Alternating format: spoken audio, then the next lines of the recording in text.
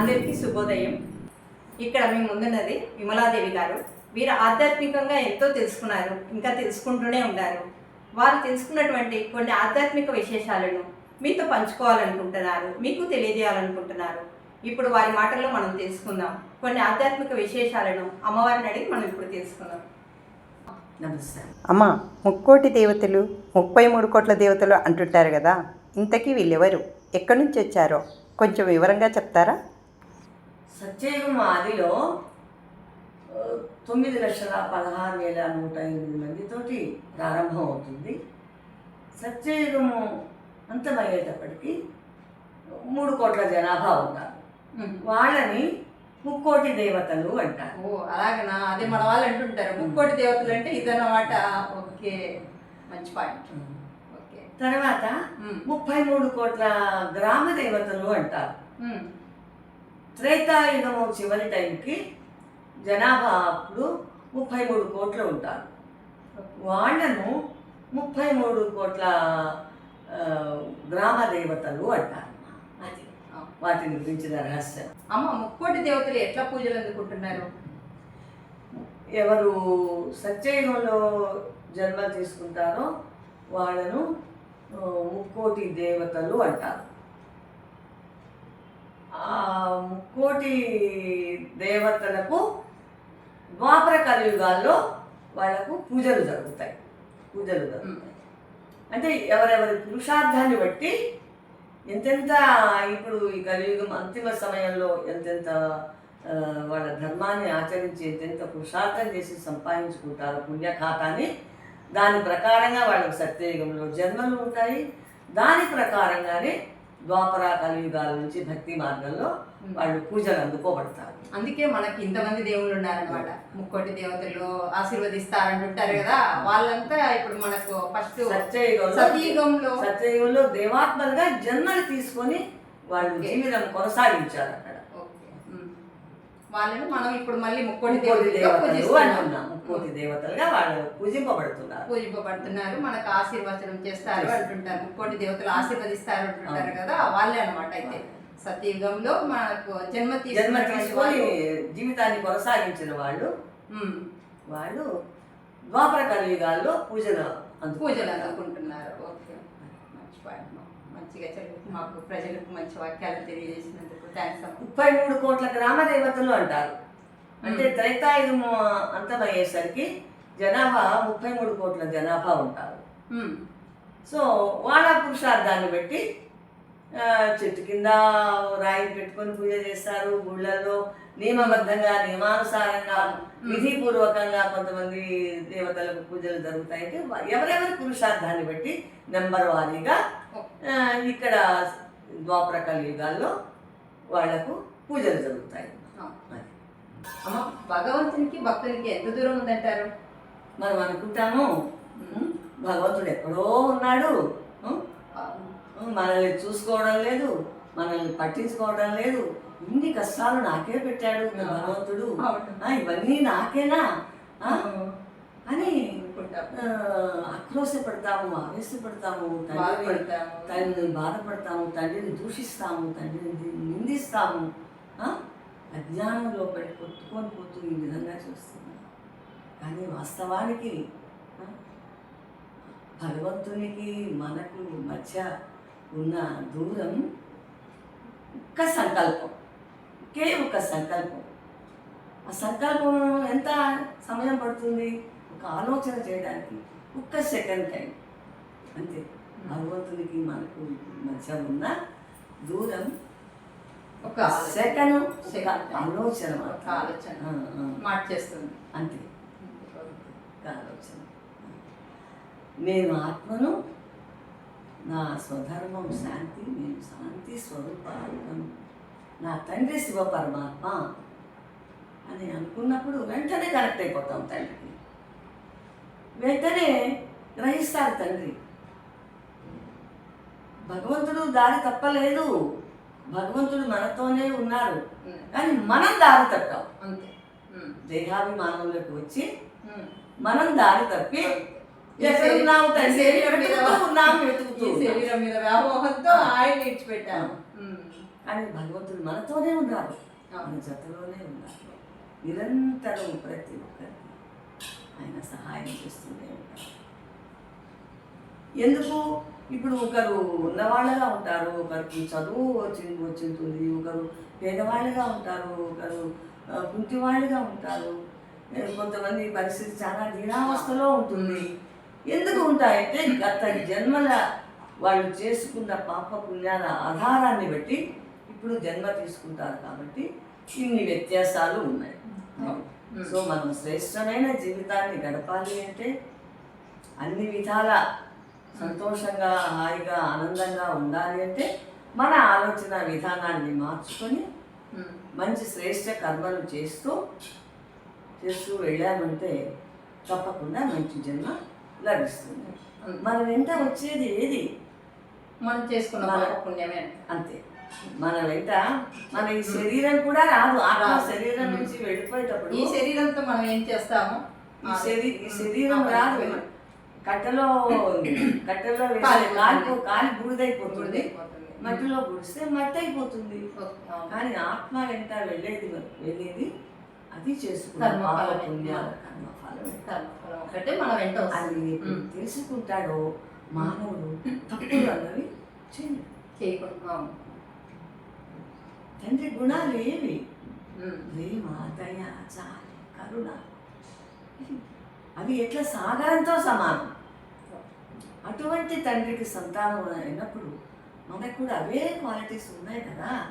So వాటిని మనం మన జీవితంలో అప్లై చేసుకుంటూ వెళ్ళామంటే మనము సుఖంగా ఉండగలము, ఈ మన పరిసరాలు సుఖంగా పెట్టగలము, మన కుటుంబ వాతావరణాన్ని స్వర్గంగా మార్చుకోగలము, విశ్వాన్నే మార్చగలం. అటువంటి శక్తి మానవుడిలో ఉంది.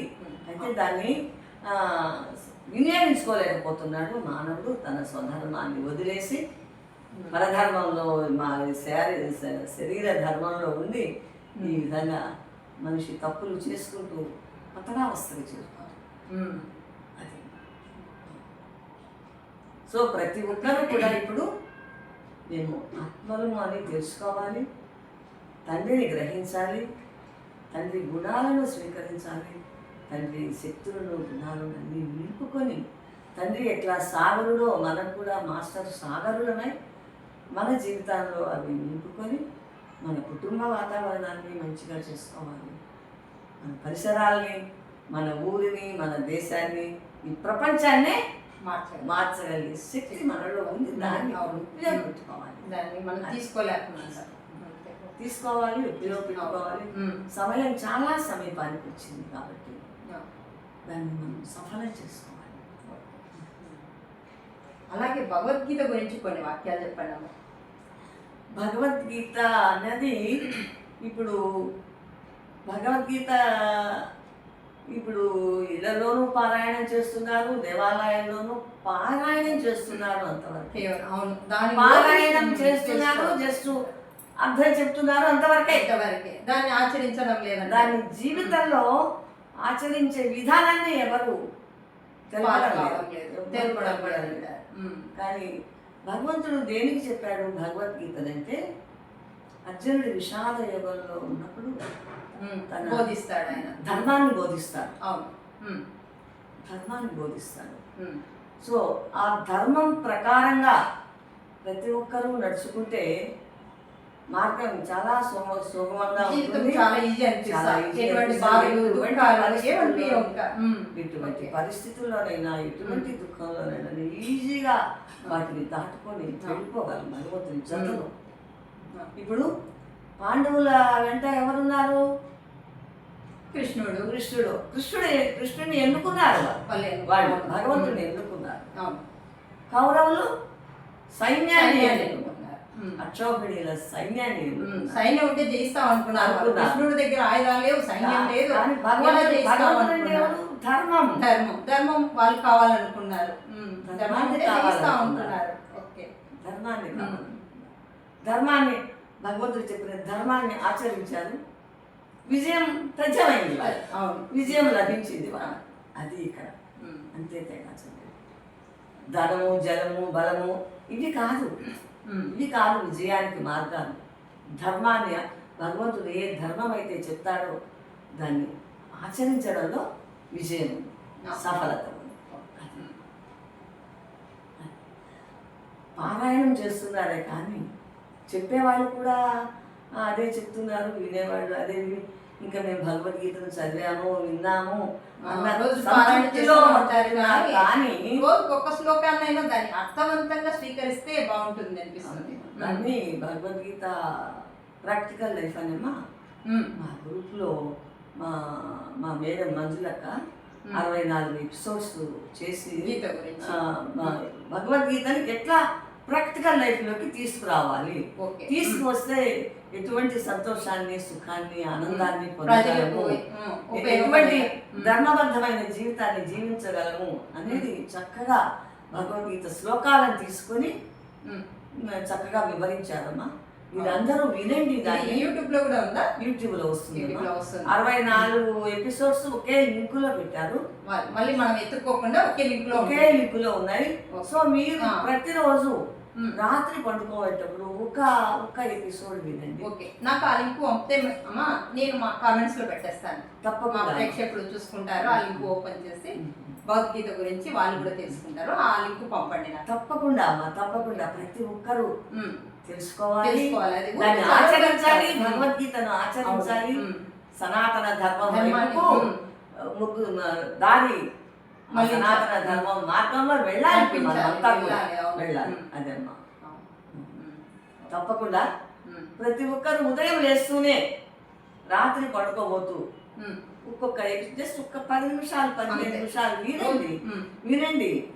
అవి సబ్ కాన్షియస్ ప్రొద్దున్న లేస్తూనే ఒక 10 నిమిషాలు విన్నారనుకోండి, అవి మన సబ్ కాన్షియస్ మైండ్లోకి వెళ్ళిపోతాయి.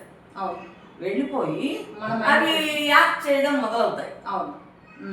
అవి మనలో నిండిపోతాయి, మన పరిసరాలకు వ్యాపిస్తాయి. మనం ఏం ఆలోచన చేస్తే అది మన మైండ్ మనకే వస్తాయి.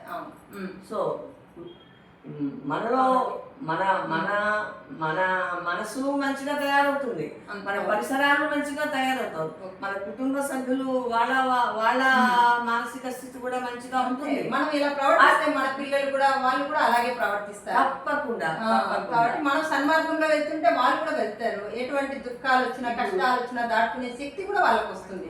ఇప్పుడు ఎట్లా తల్లి కోడి వెళ్తుంటే పిల్లలు వెళ్తారో, మన పిల్లలు కూడా మనం నడిచే మార్గాన్ని వాళ్ళు నడుస్తారు. సో మనం ధర్మ మార్గంలో నడిచామంటే వాళ్ళకి చెప్పాల్సిన పని లేదు,